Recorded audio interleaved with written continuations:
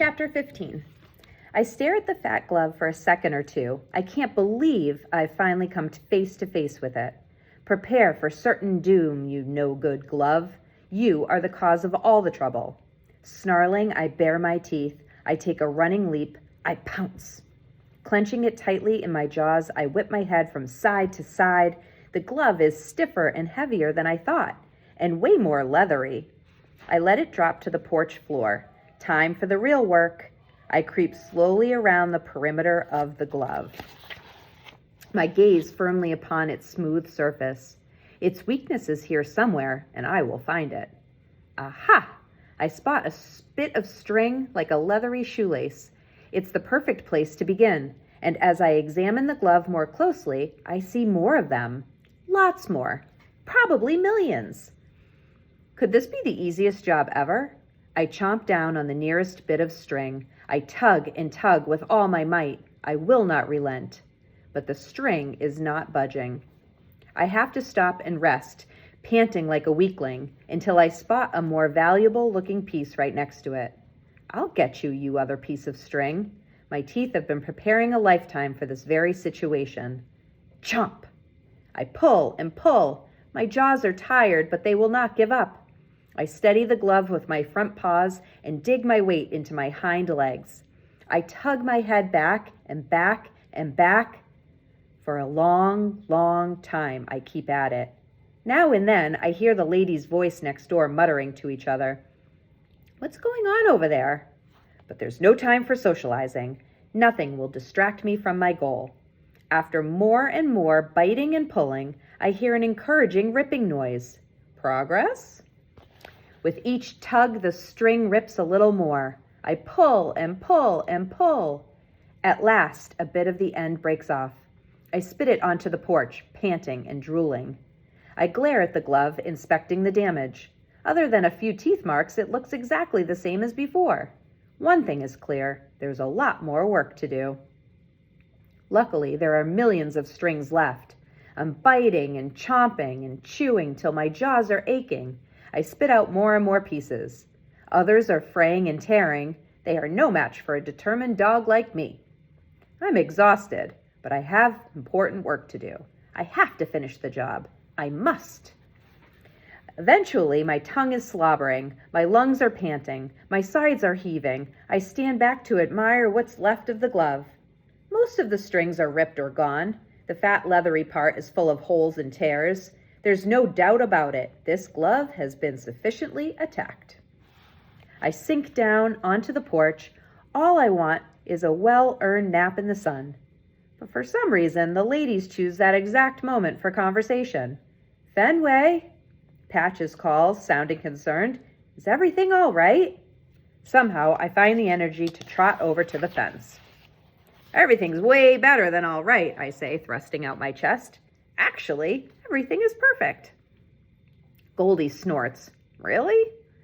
Hattie won't be playing with that glove anymore, and she probably won't be climbing the giant tree either. She's going to be my Hattie again, just like always, thanks to me. You sound pretty sure, Goldie says. How can a dog change a short human? Maybe you've never tried, I say, or maybe you didn't have the right plan. Oh, and you do? I don't want to brag or anything, but let's just say I'm not afraid of hard work. Goldie gruffs. Are you calling us lazy? Hey, I'm not judging you. It's just that we'd hate to see you get your hopes dashed, Patches says. Not that we'd know anything about that, Goldie says. The fact that you lost your angel and couldn't get her back has nothing to do with me and my Hattie, I say. It's like comparing balls and frisbees. Fenway, Patches says, hesitating like she's not sure she should continue. We've been trying to be delicate. We've been trying to be understanding and supportive. But it's time for you to own up to the truth. Nothing can bring a short human back. Maybe you don't want to admit that you failed with your angel, I say, and you're jealous that I'm going to get my Hattie back. Now wait just a minute there, little guy, Goldie says with a snarl. We are not jealous. We're only trying to help, Patches adds. Why don't you save your helpfulness for someone who needs it, I shout. My Hattie's coming back to me. Everything will be the way it's supposed to be. Just wait and see. Humph, Goldie says. Then, sliding door thuds, and we all turn. Hattie! And Angel! Looks like we're about to get that chance, Patches says. Watch and learn, I say to the ladies. I rush up the steps. The short humans scamper onto the porch wearing caps with tails of hair swinging from the back. Angel has a fat leathery glove on one hand. Hooray, hooray, it's playtime! I bark, jumping and leaping at Hattie's legs. I'm so glad you're back. I missed you so much. But instead of reaching down and petting me, Hattie stands up tall. She gives Angel a quick glance, then looks at me. Sit, she says in a commanding voice as I paw her shins. She points to the floor. She's trying to tell me something. But what? Are there treats on the floor? How could I possibly have missed them? I circle around and around, busily sniffing the area around Hattie's feet. I must find those treats. Okay, I hear Angel say. I keep on sniffing, but I do not smell any treats. What's going on? All I smell are those leathery bits from the glove. Apparently, Hattie notices them too. What? She cries, hurrying to the corner of the porch and grabbing the glove. She turns it over, examining the destruction. Angel joins her. She leans in, her hands on her hips. Hattie's whole body sags. Clearly, the glove has let her down. It worked. My tail goes nuts. Hattie won't want to play with that glove anymore. Now we can play chase. Come on, Hattie, I bark, bounding down the porch steps. Try to catch me. I start running through the grass. Sure enough, she's hot on my tail. Angel, too. I knew it was the best idea ever, but I have to admit, it's working even better than I thought. Fenway! Hattie yells. Around and around we go, zigging and zagging all through the dog park. My ears blow straight back. My fur ripples in the breeze. My tongue lolls to one side. I sure hope the ladies are watching. I hate to say I told them so, but... Fenway!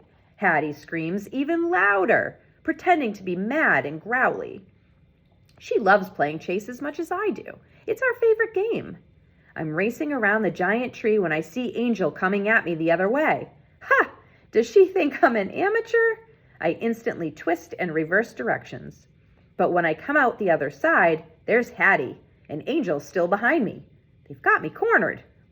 It's important to win, but there are worse things than being nabbed by my Hattie, and besides that, I'm officially trapped. As she scoops me into her arms, I go to lick her cheek. She makes a sour face, and she smells mad. Super mad.